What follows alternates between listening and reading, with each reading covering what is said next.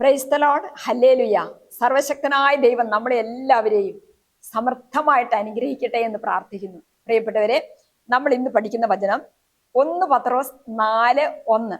അതിപ്രകാരമാണ്: ശരീരത്തിൽ പീഡനമേറ്റ ക്രിസ്തുവിന്റെ മനോഭാവം നിങ്ങൾക്ക് ആയുധമായിരിക്കട്ടെ. എന്തെന്നാൽ ശരീരത്തിൽ സഹിച്ചിട്ടുള്ളവൻ പാപത്തോട് വിടവാങ്ങിയിരിക്കുന്നു.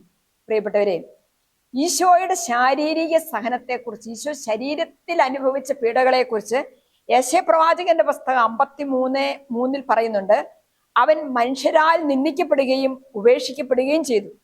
അവൻ വേദനയും ദുഃഖവും നിറഞ്ഞവനായിരുന്നു. അവനെ കണ്ടവർ മുഖം തിരിച്ചു കളഞ്ഞു.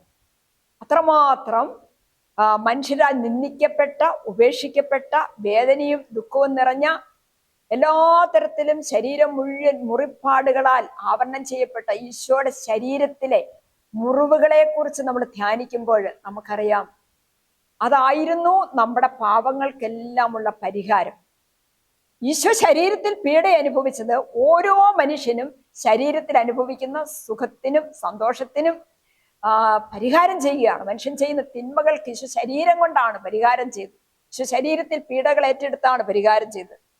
ആകയാൽ റോമാക്കാർക്കെതിരെ ലേഖനത്തിൽ പൗലോസ്ലീഹ 8-ാം അധ്യായം 1-ാമത്തെ വചനത്തിൽ ഇപ്രകാരം പറയുകയാണ്: ഇപ്പോൾ യേശു ക്രിസ്തുവിനോട് ഐക്യപ്പെട്ടിരിക്കുന്നവർക്ക് ശിക്ഷാവിധിയില്ല.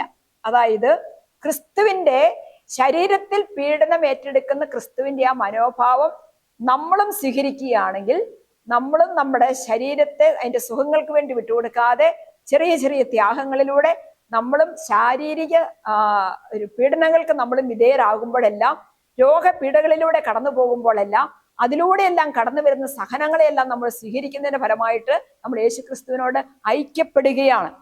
സങ്കീർത്തകൻ 25:18 ഇപ്രകാരം പറയുന്നു: എന്റെ പീഡകളും ക്ലേശങ്ങളും ഓർത്ത് എന്റെ പാപങ്ങൾ പൊറുക്കണമേ. സങ്കീർത്തകന്റെ പ്രാർത്ഥനയാണത്. അതായത് നമ്മൾ അനുഭവിക്കുന്ന എല്ലാ ശാരീരിക പീഡനങ്ങളും രോഗങ്ങളും അതെന്തുമാകട്ടെ, അത് നമ്മുടെ പാവങ്ങൾക്കുള്ള ഒരു പരിഹാര ബലിയായി കൂടെ യേശുവിന്റെ പീഡകളോട് നമുക്ക് ചേർക്കാനായിട്ട് സാധിക്കുന്നു. ആകയാൽ പ്രിയപ്പെട്ടവരെ, നമ്മുടെ ശാരീരിക രോഗങ്ങളെ ഓർത്ത് പരാതിപ്പെടാതെ നമുക്കും ക്രിസ്തുവിന്റെ മനോഭാവത്തോടെ സഹനങ്ങളെ സ്വീകരിക്കാൻ സാധിക്കട്ടെ എന്ന് പ്രാർത്ഥിക്കുന്നു. ആമേൻ. ഹല്ലേലൂയ.